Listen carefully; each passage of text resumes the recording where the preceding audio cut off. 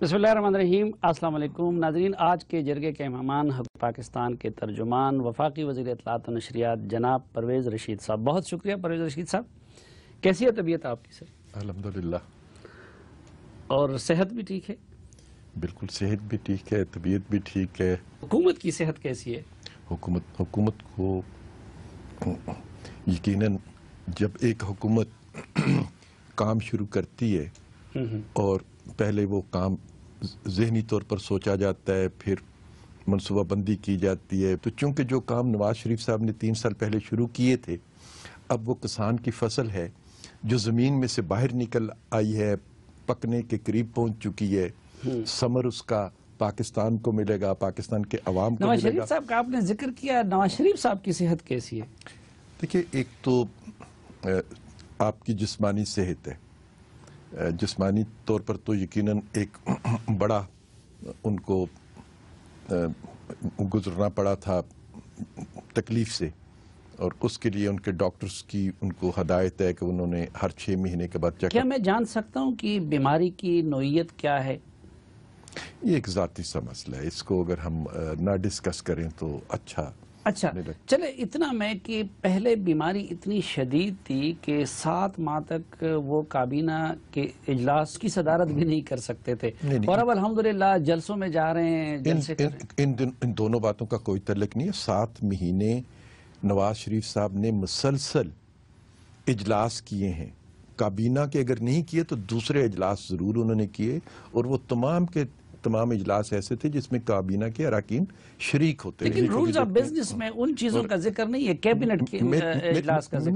मेरी अर्ज सुन लेना। नहीं, सुन ही रहा हूं। आपका सवाल भी जवाब जरूर दूंगा, मेरा जवाब भी, ताकि ये ना कहा जाए कि जी 7 महीने कोई काम नहीं किया। अगर 7 महीने नवाज शरीफ साहब ने काम ना किया था तो आज पाकिस्तान में जो लोगों की आंखों में उम्मीद की रोशनी नजर आती है वो नजर ना आती है। उनकी मैंने मेहनत काम की बात नहीं की, काम माशाल्लाह बहुत कर रहे हैं। मैं सिर्फ ये कि 7 महीने में काबीना का इजलास क्यों नहीं हो सकता? जी, मैं आपसे अर्ज करता हूँ, एक तो कोई ऐसा फैसला पेंडिंग नहीं था जो काबीना को करना हो। फैसले ऑलरेडी हो चुके हुए थे, अब फैसलों पर अमल दरामद कराना था। नवाज शरीफ साहब ने इन 7 महीनों में जो फैसले कर लिए गए हुए हैं, और जो मुख्तलिफ फोरम्स पे होते हैं, सिर्फ काबीना में नहीं किए जाते। काबीना भी करती है, मफादात कौंसल भी करती है, हमारी कौंसल ऑफ कॉमन इंटरेस्ट भी करती है, और दूसरे इदारे भी हैं, और उनके रेगुलरली इजलास होते हैं। तो वो फैसले नहीं जी, ये रेगुलरली नहीं होते। कतई कलामी माफ। कौंसल ऑफ कॉमन इंटरेस्ट का 1 साल में नहीं हुआ, काबीना का 7 महीने में नहीं हुआ। जो cabinet committee on national security है जी, उसका भी पूरे साल में नहीं हुआ। अहम कई चीजें, मैं खुद शामिल हुआ हूँ उसमें, एक ही हुआ है। मैं खुद शामिल। मैंने आपसे बताया ना कि ये एक जरूरत के तहत होती है, कि जब जरूरत होती है। सेहत के मामले में चूंकि अभी अफवाहें गर्दिश कर रही हैं, तो जाती मामलात को जाती रहने दे। कोई तशवीश वाली बात तो नहीं है ना? तशवीश वाली बीमारी तो नहीं है? कोई तशवीश वाली बात नहीं है। और प्राइम मिनिस्टर ने कुछ 2 हफ्ते कबल लाहौर में बहुत सीनियर जर्नलिस्ट जो थे लाहौर में, जो रिहाइश पजीर हैं, उनसे एक मुलाकात की थी। उनमें से किसी ने उनसे ये सवाल पूछा था, और उन्होंने उस पूरी भरी महफिल में तफसील के साथ उन्हें अपनी बीमारी से मुतल्लिक आगाह भी किया था। जो फिर आज की सूरत हाल है उसके बारे में भी आगाह किया था।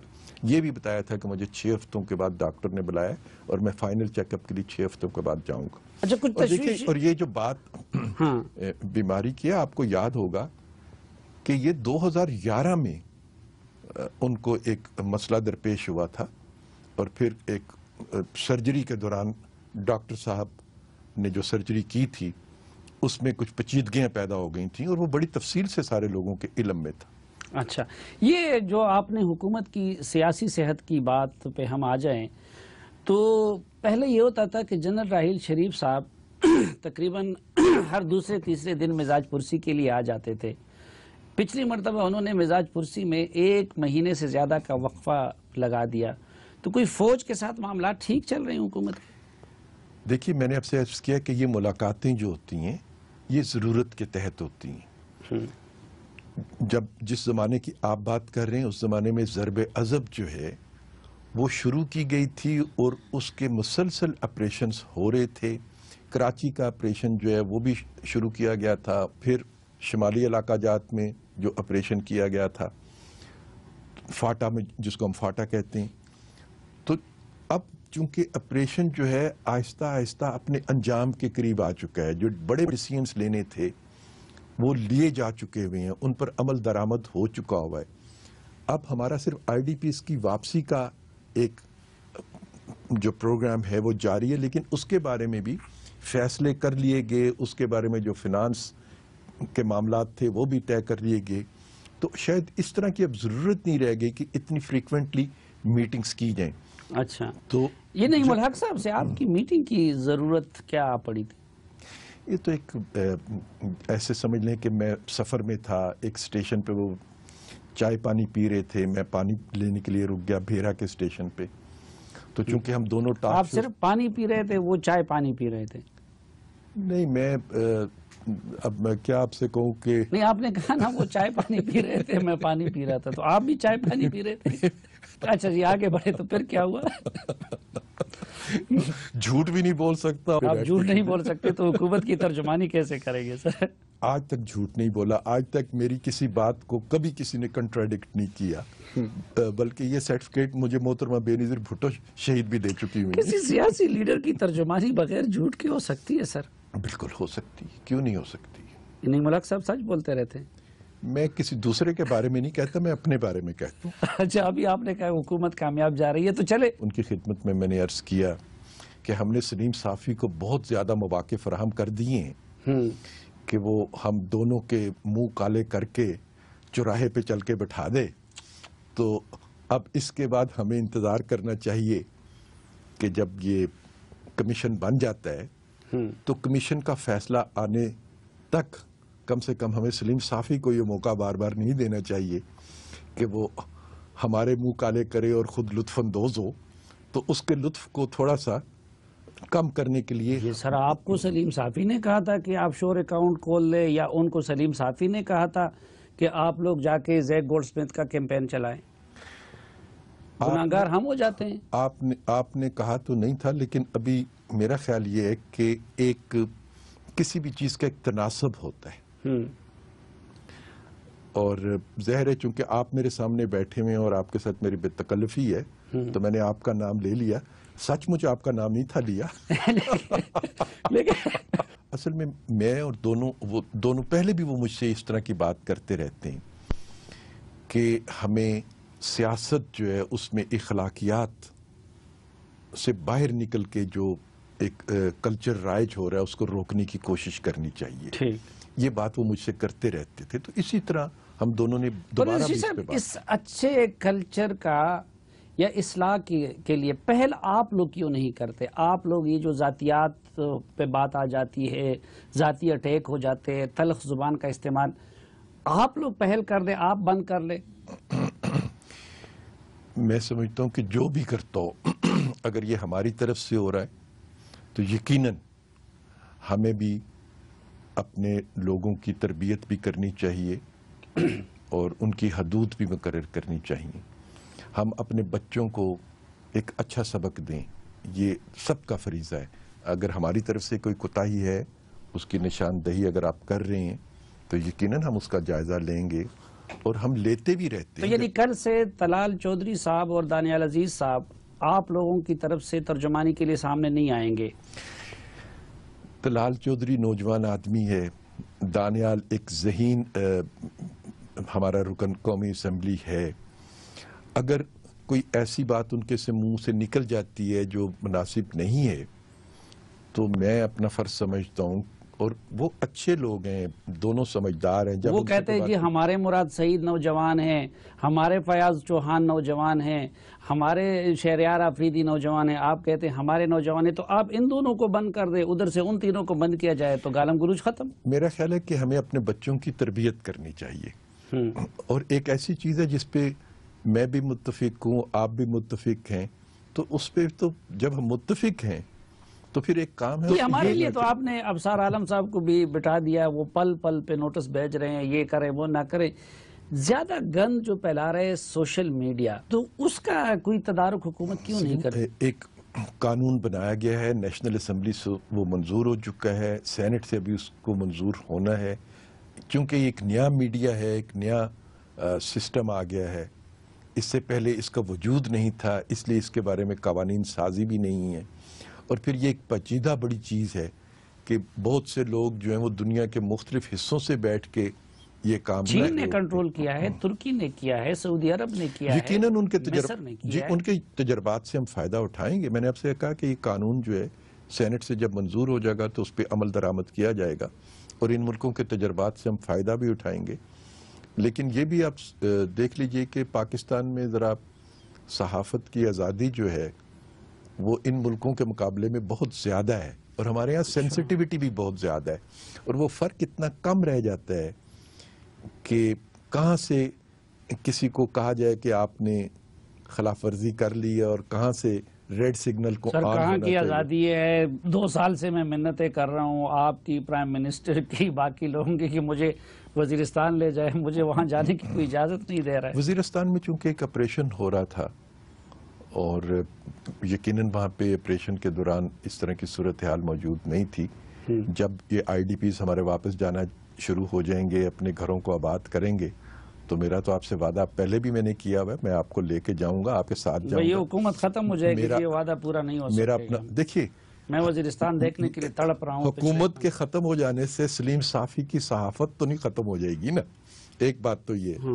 دوسری بات یہ کہ اگر میں وزیر نہیں بھی ہوں گا تو میں پاکستان کا شہری ہوں، اور میں اپنے اداروں کے ساتھ اتنا تو حق رکھتا ہوں کہ میں ان سے کہوں کہ بھی سلیم صافی سے میں نے وعدہ کیا تھا، میں نے اپنا وعدہ پورا کرنا ہے، لیکن حکومت 2018 تک موجود ہے، جب تک جی بالکل 2018 میں انتخابات ہوں گے۔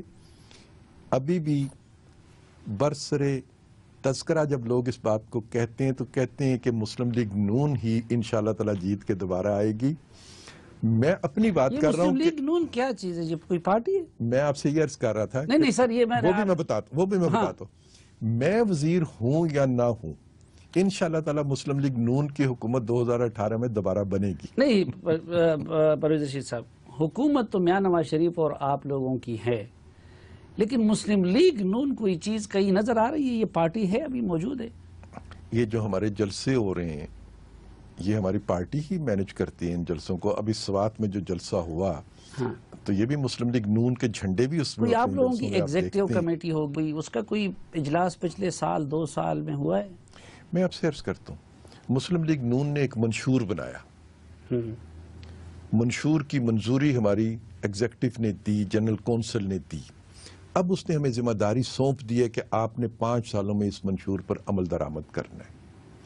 ہم حکومت کو جو ذمہ داری جماعت نے سونپی ہے، حکومت اپنی پھر جماعت 5 سال کے لیے معطل ہو جاتی ہے، 5 سال بعد نہیں، جماعت ہماری بالکل معطل نہیں ہے۔ ہماری اگر جماعت معطل ہوتی تو ہم یہ بلدیاتی انتخاب کیسے جیت لیتے ہیں؟ آپ کی پارٹی کے جنرل سیکریٹری کون ہے؟ ایک منٹ میری بات سن لیجیے، اگر جماعت معطل ہوتی تو ہم نے بلدیاتی انتخابات کس نے لڑے؟ جماعت نے لڑے۔ ضمنی انتخابات کس نے لڑے؟ جماعت نے لڑے۔ سردار ایاز صادق صاحب کا الیکشن جو ہے وہ کس نے لڑا؟ جماعت نے لڑا۔ اور ابھی ایک اور بات، وہ حکومت لڑتی ہے۔ حکومت کیسے لڑ سکتی؟ وہ ہماری جماعت کے کارکن لڑتے ہیں۔ آپ کی جماعت کا پولنگ ایجنٹس کون ہوتے ہیں؟ مجھے بتائیے، پولنگ ایجنٹس کون ہوتے ہیں؟ کیا ہماری جماعت کے لوگ پولنگ ایجنٹس نہیں ہوتے؟ اور ابھی پشاور میں ایک الیکشن ہوا ہے، وہ کس نے لڑا؟ وہاں پہ بھی ہمارے پولنگ ایجنٹ ہر پولنگ سٹیشن پہ موجود ہوں گے، جنہوں نے گنتی کرائی ہوگی، جنہوں نے کسی کو دھاندلی نہیں کرنے دی ہوگی۔ وہ تو مسلم لیگ نہیں جیتی ہے، وہ تو امیر مقام جیتے ہیں۔ امیر مقام مسلم لیگ میں ہیں، تو ہماری جماعت الحمدللہ ہر سطح پہ موجود ہے۔ اچھا سر، آپ کی جماعت کا جنرل سیکریٹری کون ہے؟ ہمارے جنرل سیکریٹری اقبال ظفر جھگڑا صاحب تھے، چونکہ وہ ایک گورنر بن گئے، اب ہم نئے جنرل سیکریٹری کی تعیناتی کریں گے۔ اور ابھی جماعت بغیر جنرل سیکریٹری کے چل رہا ہے؟ چونکہ میں نے افسرز کیا نا کہ وہ گورنر بنے، اب نیا جنرل سیکریٹری ہمیں بنانا ہے، پھر ہمارے انتخابات بھی قریب آ رہے ہیں، تو ہم چاہ رہے تھے کہ ہم انتخابی عمل کے ذریعے یہ پی ٹی آئی کا مرکزی دفتر یہاں پہ، جماعت اسلامی کا منصورہ میں ہے، ان کا 90 ہے، ان کا باچا خان مرکز ہے، مسلم لیگ نون کا مرکزی دفتر کدھر ہے؟ میں آپ سے عرض کرتا ہوں، ہمارے 2 مرکزی دفتر ہیں، ایک ہمارا لاہور ماڈل ٹاؤن میں مسلم لیگ نون کا مرکزی دفتر ہے، ایک ہمارا اسلام آباد میں دفتر تھا۔ اسلام آباد کا دفتر، جی میں عرض کرتا ہوں، اسلام آباد کے قوانین کے تحت دفاتر پر پابندی لگا دی گئی۔ ہم نے خود رضاکارانہ طور پر اپنا دفتر بند کر دیا، حالانکہ ہم حکومتی جماعت تھے۔ تو یہ پی ٹی آئی والا کا تو یہاں پہ ہے دفتر؟ اب قانون کی پاسداری انہیں کرنی چاہیے، نہیں آپ نے کروانی ہے ان سے پابندی؟ انہیں کرنی چاہیے، وہ جو سی ڈی اے کی انتظامیہ اس کو کروانا چاہیے، ان سے ضرور کرانا چاہیے۔ ناظرین، پرویز رشید صاحب کے ساتھ یہ جرگہ جاری رہے گا، لیکن ایک مختصر سے وقفے کے بعد۔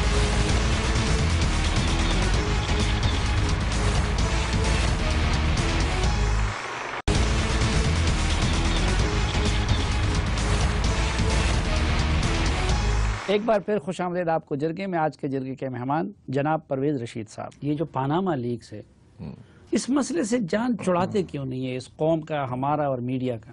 صافی صاحب، جس دن یہ خبر آئی تھی within 24 hours پرائم منسٹر نے کہا کہ میں ایک کمیشن بنا دیتا ہوں اور وہ کمیشن اس کی انکوائری کر لے، تو ہم نے تو 24 گھنٹے کے اندر پہلا قدم اٹھا دیا اور اپنے آپ کو احتساب کے لیے پیش کر دینا تھا ایک کمیشن جس کا اناؤنس کیا گیا تھا۔ پاکستان میں کوئی مسئلہ کبھی کمیشنوں سے حل ہوا ہے؟ انکوائری کمیشن سے ابھی یہ انتخابی دھاندلی کا بہت بڑا ایشو تھا اور کمیشن نے اس پہ رپورٹ دی اور آپ کے سامنے وہ ایشو جو ہے ریزالو ہو۔ اس کمیشن کا اس لیے حشر نہیں ہوگا کہ اس پہ الزام ہم پر ہیں۔ جب ہماری ذات پر الزام ہیں تو ہم آپ سے وعدہ کرتے ہیں، عہد کرتے ہیں، اور ہم نے اسی ملک میں سیاست کرنی ہے، دوبارہ آپ کے پروگرام میں آنا ہے، میں نے انتخابات میں لوگوں سے ووٹ لینے کے نہیں، لیے جب سیاست یہاں کرنی ہے، ووٹ یہاں مانگنا ہے، تو کاروبار کیوں یہاں نہیں کرتے؟ بچے کیوں یہاں نہیں لاتے؟ صاحب بچوں کی داستان کبھی بچے سنائیں گے تو پھر آپ کو معلوم ہوگا بچے اپنی مرضی سے ملک سے باہر نہیں گئے تھے۔ ایک کا پاسپورٹ ضبط کر لیا گیا، دوسرے کو جیل سے جہاز میں بٹھا کے جدہ بھیج دیا گیا۔ یہ تو اس وقت کی بات ہے نا جب جنرل پرویز مشرف حکمران تھے۔ اب تو ان کے والد محترم میاں محمد نواز شریف صاحب اس ملک کے حکمران ہیں، انہوں نے میری عزت کا بھی تحفظ کرنا ہے، میرے سرمایہ کا بھی تحفظ کرنا ہے، تو اب تو کوئی مشکل نہیں ہے۔ آپ لوگ کہتے ہیں جمہوریت کو بھی لاکھوں خاندانوں کے بچے، ایک بھائی پاکستان میں، دوسرا نہیں پاکستان میں، اس نے باہر کاروبار کر لیا، وہ سمجھتا ہے کہ میں وہاں زیادہ اطمینان کی زندگی گزار سکتا ہوں۔ رشید صاحب، وہ تو پاکستان کے حکمران نہیں ہے نا، عام آدمی کے لیے تو نہیں، اس میں دیکھیے جب بچے جوان ہو جاتے ہیں تو صرف اس بات پہ کہ چونکہ میں حکمران ہوں تو میں بچوں کو ڈکٹیٹ تو نہیں کر سکتا۔ بچوں کی اپنی آزادانہ رائے ہے، ان کے جس بیٹی نے فیصلہ کیا کہ میں نے یہاں رہنا ہے وہ یہاں پہ ہے، جس بھائی نے فیصلہ کیا میں نے یہاں پہ رہنا وہ ہے۔ اس گھر میں جتنے سختی سے مچھلی کی روایات پہ کی پابندی کی جاتی ہے، اگر باپ حسن نواز شریف صاحب سے اور حسین نواز شریف صاحب سے کہہ دے کہ آپ لوگ اپنا کاروبار ادھر لے آئے، وہ انکار کر سکتے ہیں؟ میں یہ سمجھتا ہوں کہ بچوں کی آزادی میں شاید وہ اس معاملے میں دخل نہیں دیں گے، کیونکہ بچے وہاں سیٹل ہو چکے ہیں، پاکستان میں آئیں گے، زمین خریدیں گے، بجلی کا کنیکشن لیں گے، گیس کا کنیکشن لیں گے، اور وہ جائز طریقے سے، منصفانہ طریقے سے بھی انہیں مل رہا ہوگا، تو تنقید کی جائے گی کہ چونکہ وزیر اعظم صاحب کے بیٹے تھے اس لیے گیس کا کنیکشن جلدی مل گیا، چونکہ وزیر اعظم کے بیٹے ہیں اس لیے بجلی جلدی مل گئی۔ شاید بچے اس تنقید سے بھی اپنے آپ کو دور رکھنا چاہتے ہیں۔ تو پھر اس تنقید سے میاں شہباز شریف صاحب کے بچے اپنے آپ کو کیوں نہیں بچاتے؟ میرے سامنے انٹرویو میں سلیمان شہباز نے بڑے فخری انداز میں کہا کہ ہمارا تو نہ کوئی باہر کاروبار ہے، نہ باہر اکاؤنٹ ہے، تو یہ کانفلکٹ آف انٹرسٹ تو پھر ان پہ بھی ہو جاتے ہیں نا، پھر وہ بھی اپنا کاروبار ادھر لے جائیں۔ میں آپ سے عرض کرتا ہوں، اس لیے کہ جب شہباز صاحب کو ملک سے باہر بھیجا گیا تو ان دو بچوں کو ملک سے باہر نہیں بھیجا گیا تھا۔ حمزہ کو یہاں پہ یرغمال کے طور پر رکھا گیا تھا۔ سلیم صافی صاحب، حمزہ کو کوئی سہولت نہیں دی گئی تھی، حمزہ کو یرغمال کے طور پر رکھا گیا تھا تاکہ ان جائیدادوں پہ جن پہ حکومت مشرف صاحب کی نے غاصبانہ قبضہ کر لیا تھا، سر میں آج کی بات کر رہا ہوں نا، مشرف صاحب کی نہیں۔ کیوں یہ سب باتیں جڑی ہوئی ہیں؟ اس کا مطلب کہ آپ لوگوں کو اپنے سسٹم پہ اور اپنے اس پہ خود بھی اعتماد نہیں ہے، اس لیے اپنے بچوں کا مستقبل یہاں سے نہیں جوڑنا چاہتے ہیں۔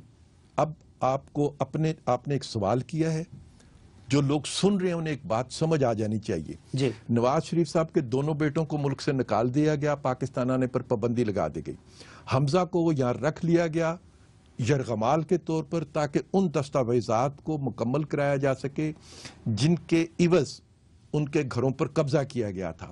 اگر ان کے بیٹے خود بھی آ جائیں اور سرمایہ بھی واپس لے آئیں تو مجھے اور دوسروں کو بتانے کے لیے وہ بہتر اخلاقی پوزیشن میں نہیں آ جائیں گے؟ نواز صاحب کا سرمایہ یہیں پہ موجود ہے، ان کی شوگر مل یہیں پہ موجود ہے، ان کے دوسرے بھائی مرحوم عباس شریف صاحب جو ان کے بچے اب کام کرتے ہیں وہ یہیں پہ موجود ہے، ان کی والدہ محترمہ یہاں پہ موجود ہیں، ان کے بھائی، ان کے بچے، کزنز یہاں پہ موجود ہیں. یہ کافی ہے. دیکھیے یہ میں نے اور آپ نے بحث میں طے نہیں کرنا. 2 بچے ہیں، اگر 10 بچوں میں سے 2 بچوں نے فیصلہ کر لیا کہ ہم جہاں کاروبار کر رہے ہیں ہم وہیں پہ اس کو کنٹینیو کریں گے تو اس میں کوئی بری بات نہیں ہے. اس میں کوئی ایسی بات نہیں ہے کہ جس سے پاکستان کو کوئی خدا نخواستہ نقصان پہنچتا ہو. لاکھوں لوگوں کے بچے پاکستان سے باہر کام کرتے ہیں، اس پہ بھی ہم فخر کرتے ہیں. ہم جو پاکستانی باہر کامیابیاں حاصل کرتے ہیں ہم ان کو اپنے آئیڈیل کے طور پر سر میں بڑے فخر سے آصف علی زرداری صاحب کا ذکر کر سکتا ہوں کہ دیکھیں میرے ملک کی ایک شخصیت ہے، انہوں نے لندن میں بھی ان کی پراپرٹی ہے، وہاں پہ بھی ہے، دبئی میں بھی ہے. پھر ہم نے سر محل کا ذکر کیوں فخر سے نہیں کیا کہ ایک پاکستانی کا ادھر ہے. مشرف صاحب کا بھی میں فخر سے ذکر کر سکتا ہوں کہ دیکھیں میرے ملک کے ایکس پریزیڈنٹ کا ایجویر روڈ پہ فلیٹ ہے، پھر اس کا بھی میں فخر سے ذکر کروں. میں آپ کے سوال کو سمجھا نہیں کہ آپ دراصل دریافت کیا کرنا چاہ رہے ہیں. یہ تو ضرور مجھے محسوس ہو رہا ہے کہ آپ کوئی طنز کر رہے ہیں، لیکن مجھے یہ نہیں پتہ چل رہا کہ اس میں سوال کیا ہے. دیکھیے نواز شریف فیملی کے جو بھی ایسٹس ہیں وہ تو پاکستان میں، باہر جو بچے کام کرتے سر ہیں. وہ نواز شریف فیملی نہیں ہے، حسن اور حسین نواز. میں آپ سے عرض کرتا ہوں، میں آپ سے عرض کرتا ہوں، ہم جو سیاست میں ان کی بات کر رہے ہیں، ٹھیک. شریف فیملی کے جو لوگ سیاست میں، بڑے میاں صاحب سیاست کرتے ہیں، ان کا کاروبار یہیں پہ ہے، ان کا کوئی ایسٹ پاکستان سے باہر نہیں ہے. ایک ٹیڈی پیسہ نواز شریف کا ملک سے باہر نہیں ہے اور 1 انچ زمین نواز شریف صاحب کی ملک سے باہر نہیں. اچھا مریم بی بی جو ہے وہ تو سیاست کر رہی ہے نا، ان کا بھی تو آف شور میں معاملے میں نہیں، ان کا آف شور میں نام نہیں ہے. وہ ٹیکنیکل ایک چیز ہے جس کو ایکسپلائٹ کیا جا رہا ہے. ان کے بھائیوں نے اپنا ٹرسٹی ان کو مقرر کیا ہے. سیاست تو وہ کر رہی ہے نا. جس سیاست میں ان کی دلچسپی ہے، سیاست کرنا ان کا حق ہے.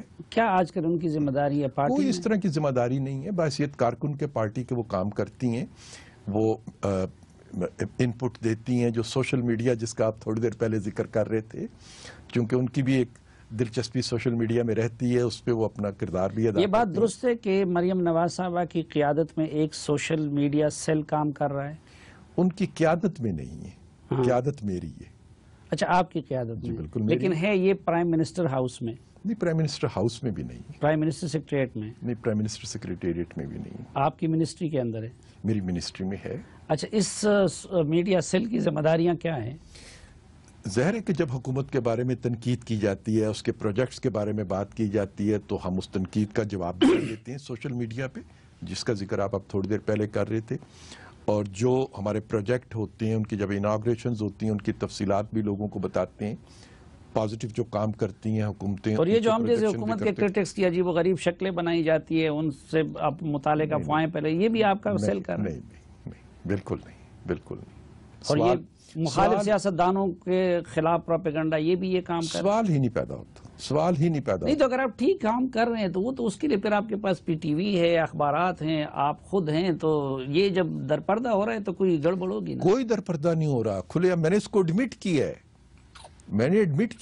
میں نے کب کہا کہ ہم نہیں کر رہے ہیں؟ میں نے کہا کہ ہم کر رہے ہیں، لیکن جو نیگیٹو چیزیں ہیں یہ بالکل نہیں کرتے ہم. ہمیں ان کی ضرورت ہی نہیں ہے. اور آپ یہ بھی ایڈمٹ کرتے ہیں کہ ملٹری کی طرف سے یہ شکایت کی گئی ہے کہ آرمی کے خلاف بھی اس سیل سے کچھ پروپیگنڈا ہوا ہے؟ نہ کبھی کوئی ایسی شکایت کی گئی ہے، نہ اس سیل کی کوئی اس طرح کی ذمہ داری ہے، نہ اس سیل میں جو کام کرنے والے نوجوان بچے ہیں وہ شاید اس طرح کی بات کبھی زندگی میں سوچ سکتے ہیں کہ وہ اپنی پاکستان کا جو ہمارا ایک ایسا ادارہ ہے جس کی سب عزت کرتے ہیں، احترام کرتے ہیں، جن کو دیکھ کے ہمارے سینے جو ہیں وہ فخر سے پھیلتے ہیں، جو دفاع کر رہے ہیں، جو وار اینڈ ٹیرر پہ لڑ رہے ہیں. پی ٹی آئی کے خلاف تو ہو رہا ہے نا آپ کی میڈیا سیل سے؟ نہیں، پی ٹی آئی سے نہیں. میں نے آپ سے عرض کیا کہ جو تنقید ہوتی ہے اس کا تنقید کا جواب وہ ضرور دیتے ہیں، اور وہ جو سوشل میڈیا کا ایک سٹائل ہے جواب دینے کا، اس سٹائل کو بھی اختیار کرتے ہیں. تو آئی ایس پی آر کے جو 1-2 ٹویٹس آئے تھے تو اس کا جواب اس سیل سے تو نہیں دیا گیا ہوگا؟ مجھے تو آئی ایس پی آر کے کسی ٹویٹس کا علم وہ جو بھی نہیں. گورننس کے بارے میں ایک ٹویٹ آئی تھی اس کا ہم نے خود جواب دے دیا تھا. اچھا، وہ ہم نے پریس ریلیز دی تھی اس کے بارے میں. ادھر اس کی طرف سے وہ کیوں دیں گے اس کو؟ وہ پریس ریلیز دے دی ہم نے، ختم ہو گئی بات. ناظرین، ملک کی سیاست اور موجودہ حکومت کی پرفارمنس سے متعلق جناب پرویز رشید صاحب کے ساتھ یہ گفتگو کنٹینیو کریں گے، لیکن ایک وقفے کے بعد ہمارے ساتھ.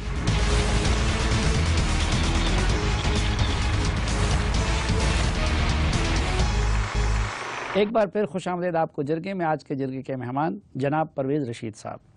ایک جی، اس وقت آپ کو کیا لگتا ہے کہ سول ملٹری کے مابین کچھ معاملات پہ تناؤ ہے؟ کون سا معاملہ مثلاً بتائیے.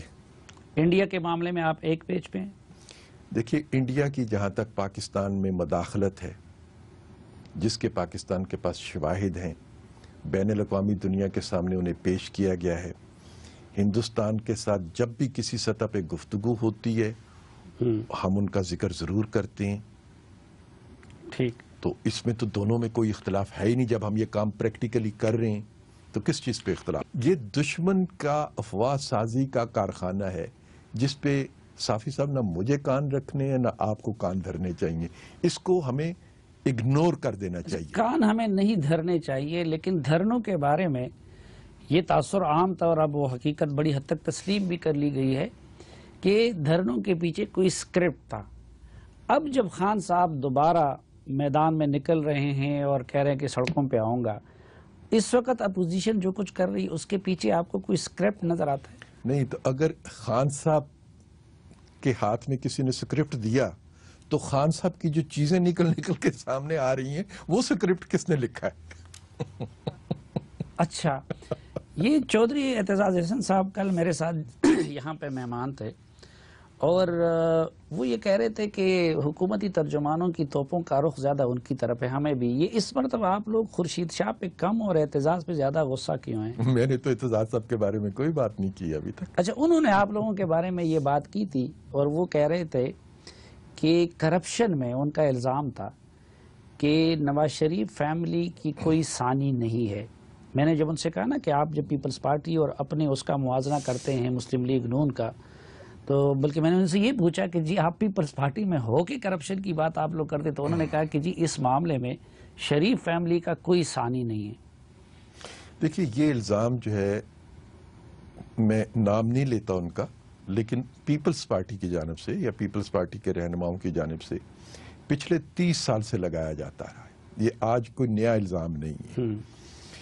دونوں دفعہ جو محترمہ بے نظیر بھٹو صاحبہ کی حکومت تھی، اعتزاز دونوں دفعہ اس میں وزیر بھی تھے اور ایک دفعہ تو انٹیریئر منسٹر تھے، جو بڑا طاقتور وزیر ہوتا ہے، جس کے پاس اطلاعات کے بھی بڑے ذرائع ہوتے ہیں اور جس کے پاس تحقیقات کرانے والے ادارے بھی موجود ہوتے ہیں.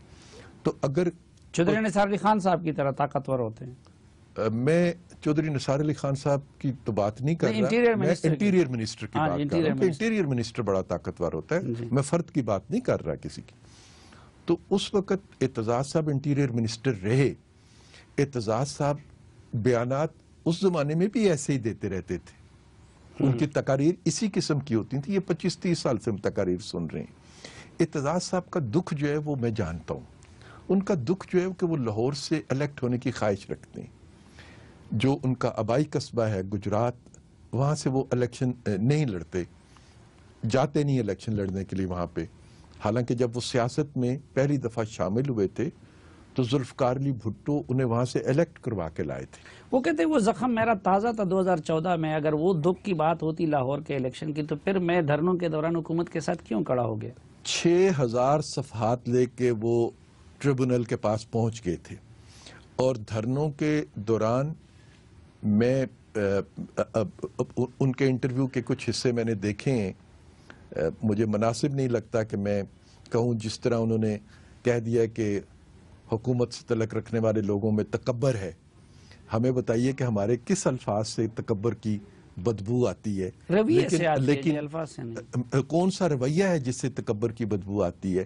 لیکن جو ان کا انٹرویو، اس پورے انٹرویو کو دیکھ لیں، اس میں سوائے اعتزاز صاحب یہ بھی کہتے ہیں کہ میرے لیڈر کی بھی، یعنی زرداری صاحب کی بھی بیرون ملک پراپرٹی ہے، دولت ہے، لیکن وہ کہتے ہیں کہ شریف خاندان کی بنسبت وہ بہت کم ہے. میں اس مقابلے میں نہیں جا رہا، میں اس بحث میں نہیں جا رہا. میں نے آپ سے جو عرض کیا ہے کہ اعتزاز صاحب 6000 صفحات لے کے الیکشن ٹریبونل کے پاس پہنچ گئے تھے، پھر وہ فیصلہ اپنے حق میں لے نہیں سکے، یہ ثابت نہیں کر سکے کہ ان کی بیگم صاحبہ کے ساتھ دھاندلی ہوئی ہے، بھابھی ہے ہماری، دوبارہ لاہور سے الیکشن نہیں جیت سکتے، وہ ان کی کانسٹیچوئنسی نہیں ہے۔ پیپلز پارٹی اگلی دفعہ پنجاب سے انہیں سینٹ بنوا سکے گی، سینیٹر نہیں بنوا سکے گی، اس کا بھی انہیں علم نہیں ہے۔ جب وہ یہ تاریکی دیکھتے ہیں تو پھر وہ غصے میں آتے ہیں، جب وہ غصے میں آتے ہیں تو جو الفاظ ان کے منہ سے نکلتے ہیں وہ اگر ان کو بٹھا کے سنائیں اور پھر ان سے کہیے کہ چودھری اعتزاز احسن صاحب، آپ جیسا پڑھا لکھا آدمی، مہذب آدمی، شعر و شاعری کا دل دادا، لیکن بلاول تو لاہور سے الیکشن نہیں جیتا، وہ بھی کہتے ہیں مودی کا جو یار ہے غدار ہے، وہ بھی کہتا ہے کہ جی استعفیٰ دو، تو ان کا لہجہ تو ان سے بھی سخت ہے۔ زرداری صاحب سے معاملات بگڑ گئے ہیں آپ لوگوں کے؟ دیکھیے، یہ میں نے اب سرچ کیا کہ اب ایک جو ہوتی ہے نا کہ الیکشن کمپین سے پہلے کی ایک کمپین شروع ہو جانا، اس طرح کی کمپین شروع ہے، سب اپنی اپنی پارٹیوں کو مجتمع کرنے کی کوشش کر رہے ہیں۔ ہمیں ابھی اس کی شاید ضرورت نہیں پڑی، لیکن تحریک انصاف بھی ایک ٹوٹی پھوٹی جماعت ہے، وہ بھی اپنی قوت کو، ان کی تو تنظیمی ڈھانچہ ہے ہی نہیں ہے، سارا کا سارا ڈیزالو کر دیا گیا ہوا ہے۔ خان صاحب کا پارٹی کا دفتر ہے، کور کمیٹی ہے، صوبائی صدر ہے، آپ لوگوں کا تو اس طرح کچھ بھی نہیں ہے۔ ہمارا دفتر بھی الحمدللہ قائم ہے، اور ہماری بھی مشاورتی اجلاس سب کے ہوتے ہیں جس میں پارٹی کے رہنما بھی ہوتے ہیں، دوسرے لوگ بھی ہوتے ہیں، لیکن مجھے یہ بتائیے کہ انہوں نے تو اپنی ساری تنظیمیں ڈیزالو کر دی ہیں، ہماری تنظیمیں تو ہر سطح پہ موجود ہیں۔ انہوں نے 2 دفعہ الیکشن کرانے کی کوشش کی، 2 الیکشن کمشنر بدل دیے، الیکشن نہیں کرا سکے وہ۔ تو یہ جماعتیں انتخابات، آپ لوگوں کا دوسرے سے الیکشن کمشنر ہی نہیں ہے نا، الیکشن ہوتا ہی نہیں ہے نا۔ نہیں، ہمارا ڈیو ہے الیکشن، ہم انشاءاللہ تعالیٰ آنے والے دنوں میں کرا رہے ہیں، اس کی مدت اگلی صدی تک ہو جائیں گے۔ ہم نے پہلے بھی ہمیشہ الیکشن کرائے ہیں صاحب، اس دفعہ آپ کو بھی انوائٹ کریں گے، آپ آئیے گا۔ ہم باقاعدہ اخبار میں اشتہار دیتے ہیں، الیکشن سے پہلے نامینیشن پیپر مانگے جاتے ہیں، اگر کوئی لڑنا چاہے آپ کو بھی دعوت ہے، 4 آنے کا فارم بھرو مسلم نہیں، میں تو اللہ نہ کرے میں ہمیشہ آخری دم تک جرنلسٹ ہی رہوں گا۔ یہ بھی تو آپ لوگوں نے، یہ کل عمران خان صاحب نے یہ بھی کہا نا کہ یہ لیڈروں کو، پولیٹیکل پارٹیز کو خریدتے ہیں، صحافیوں کو خریدنے کا طریقہ تو ہم نے آپ کا دیکھ لیا ہے۔ یہ آپ کو کبھی آفر ہوئی ہے؟ ہاں جی، آپ کو کبھی آفر ہوئی ہے؟ نہیں، آپ ہم پر سب نہیں، یہی بات کر لیتے ہیں۔ یہ جو عہدے وغیرہ آپ لوگ دے دیتے ہیں، میری بات سن لیجیے۔ نہیں، یہ کون سا طریقہ؟ کسی کو وزیر بنائے، کسی کو مشیر بنائے، کسی کو کیا بنائے، کسی کو کیا بنائے۔ میری بات ابھی کر لیتے ہیں بات۔ ہاں، آپ سخت ترین تنقید کرتے ہیں ہمارے پہ، آپ کو میں نے کبھی آفر کی ہے کہ بک جاؤ؟